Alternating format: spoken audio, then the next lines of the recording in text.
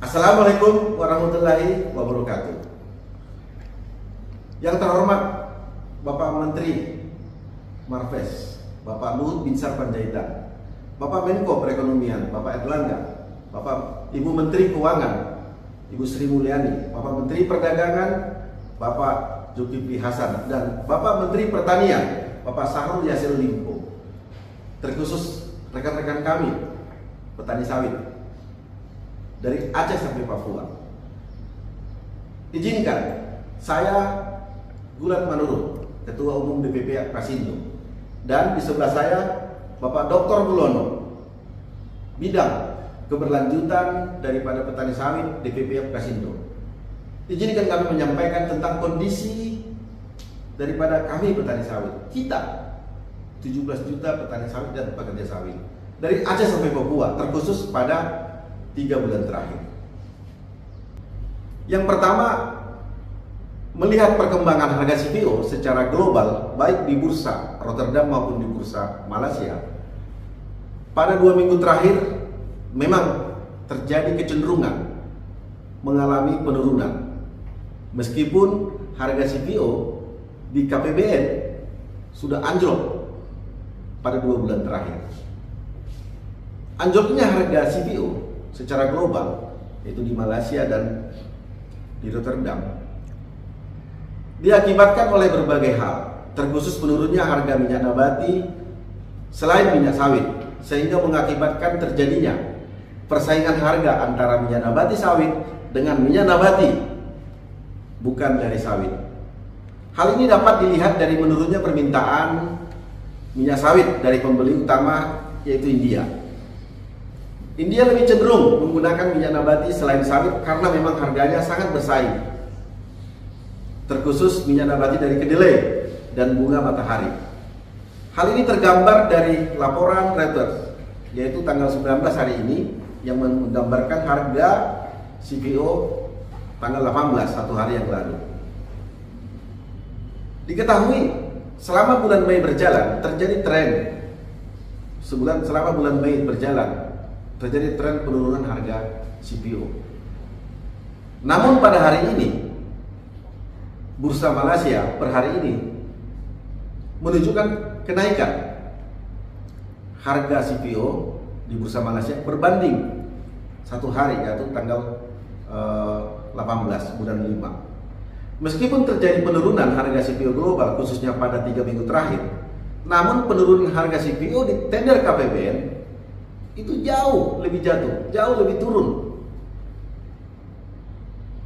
Yang kedua, meskipun penurunan CPO global baru turun pada 3 minggu terakhir seperti saya jelaskan tadi, tapi kami petani sawit sudah merasakan penurunan harga TBS justru sejak awal bulan Januari, berangsur-angsur turun, dan puncaknya pada menjelang Lebaran dan sampai hari ini masih berlangsung anjloknya harga TBS. Sebelum masuk bulan puasa, rata-rata harga TBS dibeli PKS itu masih berada di antara 1.900 sampai 2.200 per kilogram untuk petani swadaya. Sementara untuk petani bermitra itu rata-rata antara 2.450 sampai 2.800. Namun sejak 3 minggu terakhir, harga TBS petani swadaya maupun harga TBS petani bermitra sama-sama ambruk jauh di atas harga sebelum harga TBS, sebelum harga CPO dunia memang turun. Harga TBS petani swadaya itu sudah berada pada 1.450 sampai 1.800, dan petani bermitra 1.800 sampai 2.400 per kilogram.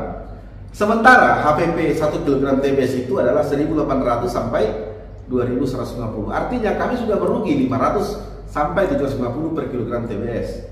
Hal ini diperparah dengan masih melonjaknya harga pupuk yang rata hari ini 900.000 per sak per 50 kilo.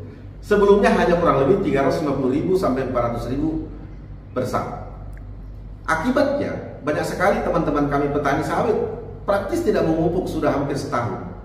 Atau kadang-kadang kami menggunakan pupuk yang lain mencari murah, justru kami terjebak dengan sebutan pupuk palsu. Namun diantaranya itu semua, kami sangat prihatin kami membuat sangat prihatin adalah PKS yang membeli, pabrik-pabrik kelapa sawit yang membeli TBS kami petani justru mengambil kesempatan lebih ekstrim dalam kondisi ketidakpastian harga CPO yang selalu berbeda-beda ini. Hal ini terlihat penurunan harga CPO KBBN, katakan Rp1.000.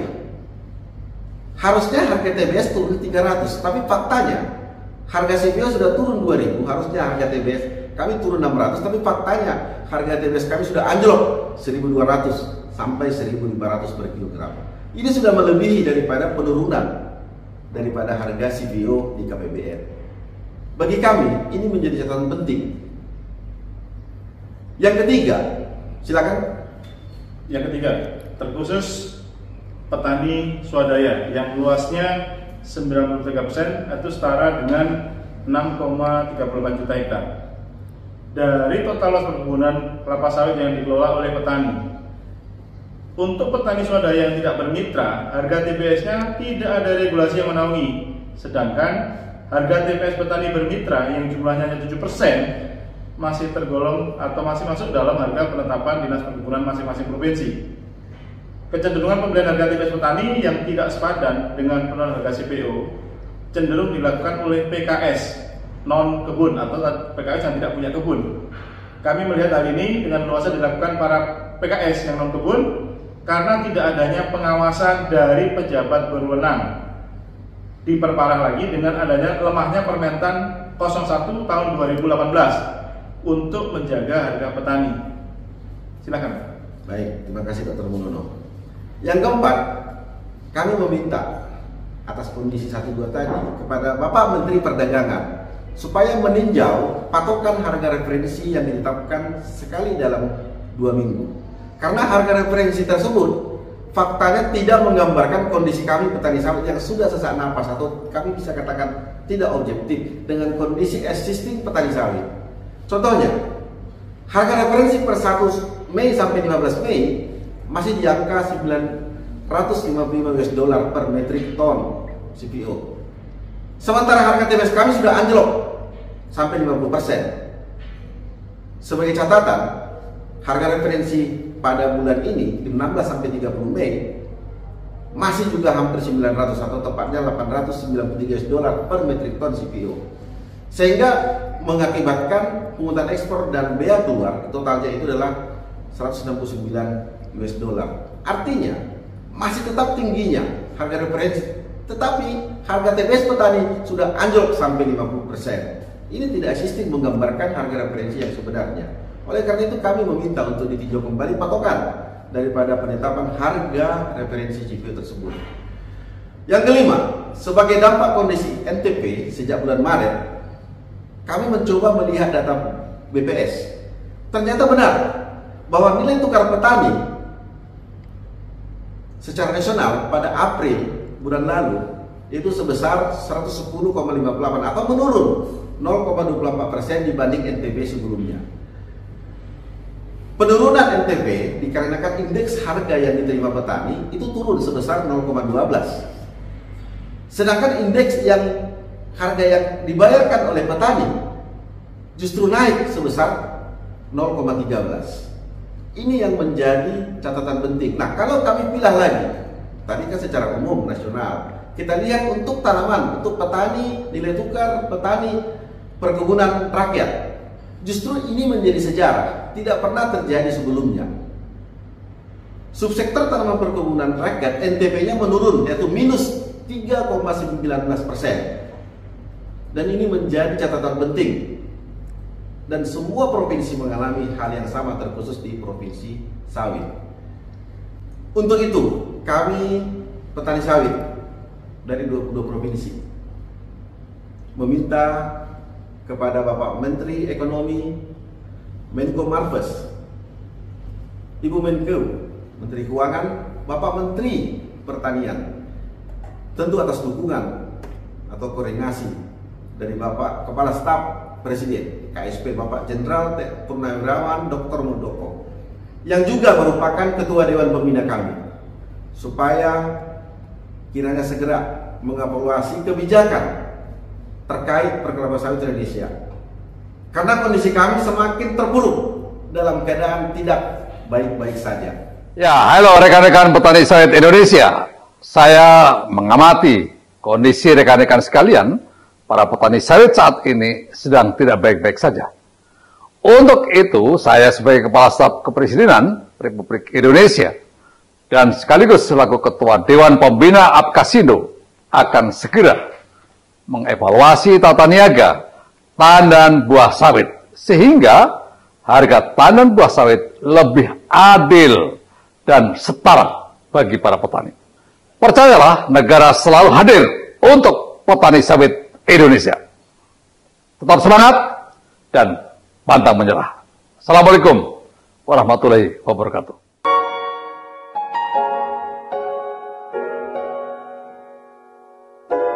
Permohonan kami tersebut antara lain satu, mohon kiranya mengevaluasi harga referensi Kemendak. Yang kedua, mengkaji patokan harga TBS petani untuk berkiblat ke harga referensi Kemendak.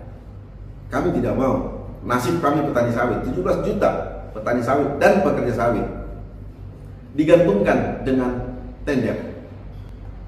Yang ketiga, melakukan pengawasan terhadap pembelian TBS petani oleh PKS, terkhusus pengawasan dari aparat penegak hukum, baik dari kejaksaan maupun dari kepolisian dan juga tentu dari TNI yang ada di negara ini.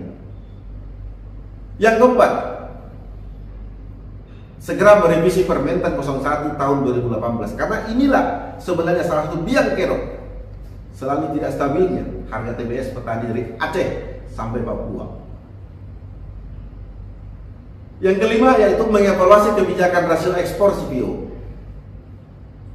karena rasio ekspor ini mempengaruhi terhadap harga TBS kami dengan pertimbangan-pertimbangan ekonomis sebagaimana yang selalu disampaikan oleh pihak industri hilir. Yang keenam, relaksasi pungutan ekspor dan biaya keluar. Saya pikir hal yang sangat wajar. Kondisi kami dalam kondisi tidak baik-baik saja. Kami mohon terkhusus untuk pungutan ekspor supaya dilakukan relaksasi. Yang ketujuh, seimbangkan demo dengan DPO. Perlu kami sampaikan bahwa demo dan DPO itu beban. Beban itu adalah beban yang tetap dilimpahkan kepada kami yang di hulu, yaitu petani kelapa sawit penghasil TBS. Demo sudah beban. Harusnya ini menjadi peringan daripada pungutan ekspor dan biaya keluar, karena sudah ada demo, dikenakan lagi PE. Semuanya ini menuju kepada harga TBS kami petani sawit. Yang kedelapan yaitu mengawal proses tender CPO di KPBN supaya mencerminkan harga CPO global. Kami tidak mengatakan harga TBS kami harus mahal, tetapi faktanya harga TBS petani sawit itu semua merujuk ke KPBN, terkhusus petani swadaya yang mendapatkan harga harian dari pabrik-pabrik kelapa sawit, dan pabrik kelapa sawit semua rujukannya adalah KPBN. Yang kesembilan, tentunya ini yang cukup menarik bagi perhatian kami, yaitu tentang PPDBKS. Pada hakikatnya PPDBKS itu dibangun, didirikan untuk menjaga petani sawit, untuk mensejahterakan petani sawit. Kami meminta BPDBKS supaya segera keluar dari zona nyaman yang selama ini dipertontonkan kepada kami petani sawit.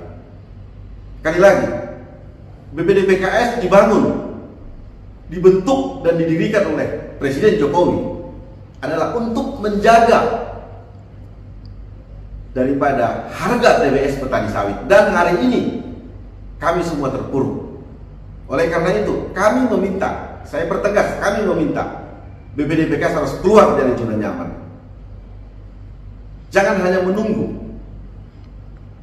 karena BPDBKS adalah harapan kami petani sawit, masa depan kami, dan kami sangat menjaga BPDBKS supaya tetap eksis. Tapi hari ini saya katakan segera keluar dari zona nyaman. Demikian yang bisa kami sampaikan, Pak Dr. Mulyono. Siap. Baik. Terima kasih. Mohon maaf jika ada bahasa dan kalimat kami yang dirasa tidak tepat.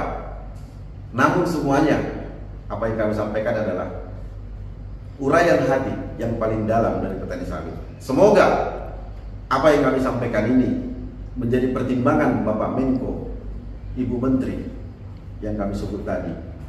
Sebagai pembantu Presiden, tentunya punya visi dan misi yang simetris, tegak lurus dengan apa yang disebut visi misi Presiden Republik Indonesia. Terima kasih. Wassalamualaikum warahmatullahi wabarakatuh.